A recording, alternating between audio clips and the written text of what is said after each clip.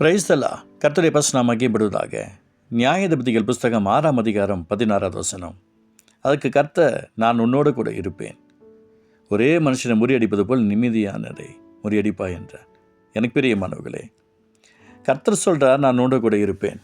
ஆண்டவர் நம்மளோட கூட இருக்கணும் அப்படின்னு சொன்னால் அதுக்கு நம்ம என்னென்னலாம் செய்யணும்? யார் கூட கர்த்தர் இருப்பார்?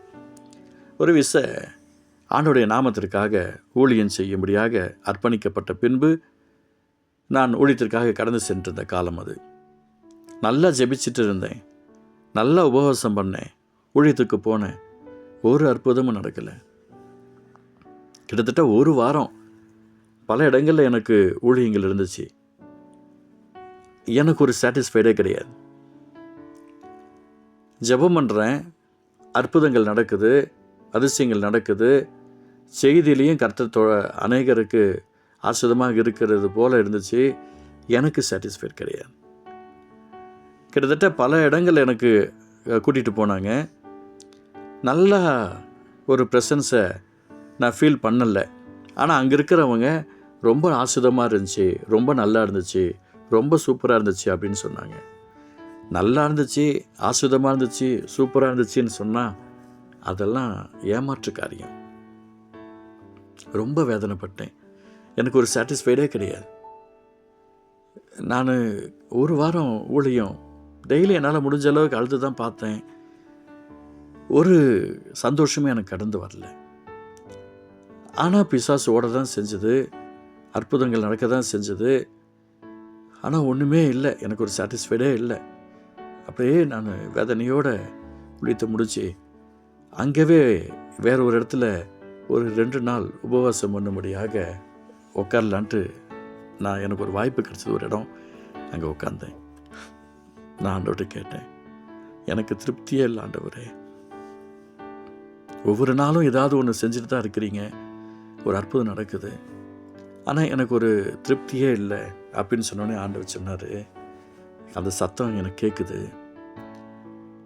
நான் அற்புதம் செஞ்சேன், அதிசயம் செஞ்சேன்ட்டுலாம் இல்லை, என் நாமத்தை நீ சொன்னதுனால அங்கே அற்புதம் நடந்துச்சு, அவ்வளோதான். இயேசு என்ற நாமத்தை சொல்லுகிற இடத்துல பிசாசு கீழ்ப்படியும். மனுஷர் தான், நீங்கள் தான் யாரும் கீழ்ப்படிய மாட்டீங்க. என் நாமத்தை சொல்லும்போது பிசாசுகள் கீழ்ப்படிய தான் செய்கிறது. அதுக்காக நான் உன் கூட இருக்கிறேன்னு அர்த்தமா? நான் உன் கூடவே இல்லையே அப்படின்னார். ரொம்ப அழுதேன். ஆண்டவரே, நீங்கள் சொல்லத்தெல்லாம் செஞ்சுக்கிட்டு இருக்கிறேனே, என் கூட இல்லைன்னு நீங்கள் சொல்கிறீங்களே. ஒரு நாள் ஆச்சு, 2 நாள் ஆச்சு, 3 நாள் ஆச்சு. என்னிடத்தில் கர்த்தர் என்னெல்லாம் எதிர்பார்க்கிறாரோ அதுக்கு தகுந்த போல் என்னை மாற்றிக்கிட்டேன். மன்றாடினேன். எனக்குள்ள அழுகிய நிப்பாட்டவே முடியல. ஏன் அப்படின்னு சொன்னால், மாய்மாலமான ஊழியத்தை நீ செய்கிறாய். சிலர் துணிகரமாக தப்பு பண்ணுறாங்க, நீயே ஜெபம் பண்ணிக்கலான்ட்டு வெளியில் வர. சிலர் இஷ்டம் போல் இருக்கிறாங்க, கடிந்து கொள்ள மாட்டேங்கிற. நீ யாரையும் எதுவும் பேசாமல் இருக்கிற. என் வார்த்தை என்னன்னு உனக்கு தெரியாதா? சத்தியத்தை நீ சரியா போதிக்காமல் இருக்கிற. வெறும் தீர்க்கதரிசனம் வரைச்சா போதுமா? பிசாசு துரத்துனா போதுமா? சத்தியம் தானே இம்பார்ட்டன்ட். சத்தியத்தை குறித்து நீ பேசலையே. அற்புத அடையாளம் தானே உன்னுடைய ஊழியம், அதிசயம் தான் நம்முடைய ஊழியம். அவங்களுக்கு அற்புதம் நடந்துச்சு, இவங்களுக்கு அற்புதம் நடந்துச்சு, அதுதானே உன்னுடைய ஊழியம். இதுலையே நான் அவன் கூட இருப்பேன். மனசு உடைஞ்சு போனேன். என்னை மன்னிச்சிடுங்க ஆண்டவரே. இந்த வார்த்தைக்கு பின்பு என்னுடைய வாழ்க்கையில் மாற்றம் வந்தது.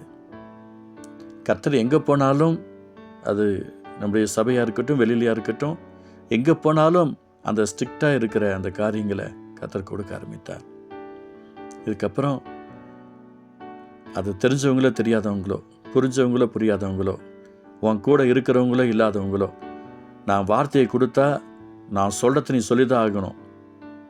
நான் சொல்கிறத நீ சொல்லாமல் உன் இஷ்டத்துக்கு நீ பேசினா உன் கூட நான் இருக்க மாட்டேன் என்று கர்த்தர் சொன்னார். எனக்கு பிரியமானவர்களே, கர்த்தர் நான் உன்னோட கூட இருப்பேன் என்று சொன்னார்னா உடனே அவர் கூட இருந்துருவான்லாம் கிடையாது. அவர் நம்ம கூட இருக்கணும் அப்படின்னு சொன்னால் அவர் சொல்கிறதெல்லாம் நம்ம செய்யணும். அவர் சொல்லத்தெல்லாம் செய்யணும். அந்த அன்பு தெய்வத்துடைய ஆசீர்வாதத்தை ஒருபோதும் இழந்துட வேண்டாம். அபிஷேகத்தை ஒருபோதும் இழந்துட வேண்டாம். அபிஷேகம் ஒரு மனுஷனுக்குள்ளே வரும்போது பகிரங்கமாக வரும், கடந்து போகும்போது சைலண்ட்டாக போயிடும். அதனால் உங்களுக்கு நான் சொல்லிக்கிறேன், இப்போ கூட நிறைய இடத்துல நான் பேசுகிற வார்த்தைகள் சிலருக்கு பிடிக்காது. யாருக்கு பிடிக்காது அப்படின்னா, கர்த்தரோடு கூட இல்லாதவர்களுக்கு பிடிக்காது. அந்த கர்த்தருடைய வார்த்தைக்கு கீழ்ப்படிய வேண்டும், பைபிள் வசனத்துக்கு கீழ்ப்படிய வேண்டும் நினைக்கிறவர்களுக்கு பிடிக்கும். அதனால்தான் பல இடங்களுக்கு போகும்போது ஒரு சாரார் ஆண்டவருடைய நாமத்தை மகிமைப்படுத்துவதற்கு தன்னை அர்ப்பணிக்கிறவர்கள் எல்லாம், பரவாயில்ல, எனக்கு என்னுடைய வாழ்க்கையை மாற்றுச்சு இந்த வார்த்தை என்று சொல்லுவாங்க. அற்புத அடையாளங்கள்லாம் பார்த்தீங்க அப்படின்னு சொன்னால் அவங்களுக்கு ஆண்டவர் எங்களுக்கு அற்புதம் செஞ்சார்னு சொல்லுவாங்க. மனம் திரும்புதல் இருக்காது. எனக்கு பிரியமானவர்களே, கர்த்தர் நம்ம கூட இருக்கணும் அப்படின்னு சொன்னால் நான் உன்னோடு கூட இருப்பேன். இந்த அருமையான இந்த இடத்துல கிதியோனுடைய லைஃப்பில் மிகப்பெரிய ஒரு அற்புதத்தை கர்த்தர் செய்ய ஒரு காரணம், அவர் ஆண்டவருடைய சத்தத்துக்கு சித்துக்கு செவி கொடுக்கிறவராக இருந்தார். நானும் உங்களுக்கு சொல்லிக்கிறேன், என் அன்பு சகோதரன் சகோதரியே, அவருடைய மிகுதி வேலருக்குள்ள கொஞ்சம் எத்தனையோ பேர் இடைவிடாமல் ஊழியம் செஞ்சிட்டு இருக்கிறாங்க. சரீர பலவீனத்தோடும் சுகவீனத்தோடும் ஊழியம் செஞ்சுட்டு இருக்கிறாங்க. அவங்களுக்கு பலவீனங்கள் இருந்தாலும் உபவாசம் பண்ணுறாங்க. கர்த்தருடைய சமத்தில் காத்திருக்கிறாங்க. ஊழியத்தை நிறைவேற்றிக்கிட்டே இருக்கிறாங்க. அன்பு பிள்ளைகளே, சபைக்கு போகிறவர்களே, கொஞ்சம் இந்த வார்த்தையை கேட்டு மனம் திரும்பி ஆத்தும அறுவடையை செய்வதற்கு முயற்சி பண்ணுங்கள். அவர்களோடு தான் கர்த்தர் கூட இருப்பார். நான் எனக்கு என் வேலை என் குடும்பம் அப்படின்னு போயிட்டு உக்காண்ட்ருந்தா கர்த்தர் கூட இருப்பான்னு சொல்ல முடியாது. எனக்கு பிரியமானவர்களே, தேவ சித்தத்தை ஒப்புக் கொடுங்க, அவருடைய அபிஷேகத்தில் ஒப்புக் கொடுங்க, அவருடைய வார்த்தையில் ஒப்புக் கொடுங்க. நீங்கள் என் கூட இருக்கணும் ஆண்டவரே, நான் உம்மோடு கூட இருக்கணும், நீர் என்னோடு கூட இருக்கணும் என்று ஏக்கத்தோடு இந்த காரியங்கள் அர்ப்பணிங்க. கர்த்தர் உங்களுக்கு பெரிய காரியம் செய்வார். அன்பு தகப்பனே, இந்த வார்த்தை மூலமாக நீர் ஆசீர்வதிப்பதற்கு ஸ்தோத்திரம். கிருபை தாங்கட்டும், பெரிய காரியம் செய்யும். இயேசு நல்ல பிதாவே, ஆமென், ஆமென்.